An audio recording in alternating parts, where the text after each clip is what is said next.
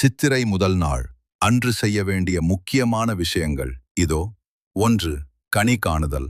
புத்தாண்டு அதிகாலையில் கண் விழித்ததும் மங்களகரமான பொருட்களை பார்ப்பது அந்த ஆண்டு முழுவதும் செழிப்பை தரும் என்பது நம்பிக்கை. ஒரு தட்டில் அல்லது கண்ணாடியின் முன் மா, பலா, வாழை ஆகிய முக்கணிகள், வெற்றிலை பாக்கு, நகைகள், நாணயங்கள், பூக்கள் மற்றும் தானியங்களை வைத்து காலையில் எழுந்தவுடன் முதலில் அவற்றை பார்க்க வேண்டும். 2. மருத்துவ குளியல்.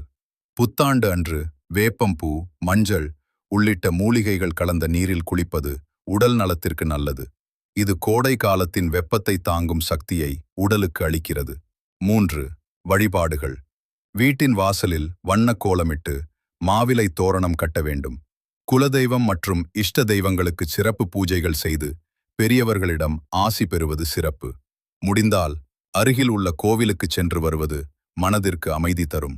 4. அறுசுவை உணவு. வேப்பம்பூ பச்சடி. சித்திரை பிறப்பன்று அறுசுவை உணவு உண்பது மிக முக்கியம்.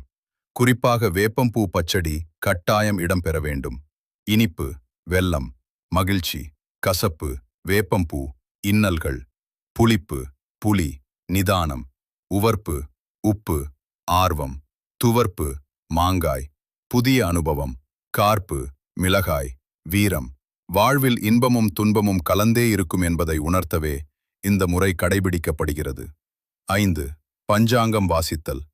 புத்தாண்டின் பலன்களை தெரிந்து கொள்ள அன்றைய தினம் கோவில்களிலோ அல்லது வீட்டிலோ பஞ்சாங்கம் வாசிப்பதை கேட்பது மரபு.